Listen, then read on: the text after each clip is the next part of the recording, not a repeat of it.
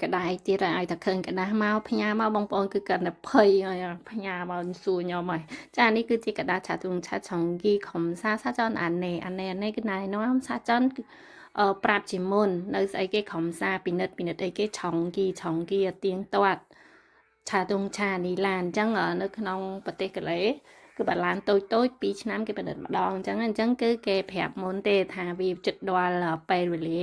នេះការពិនិត្យឡានពិនិត្យអីចឹងណាអញ្ចឹងយើងមើលនៅក្នុងហ្នឹងទៅប្រហែលជាខាងក្រោយវាមានថ្ងៃខែដែលឲ្យ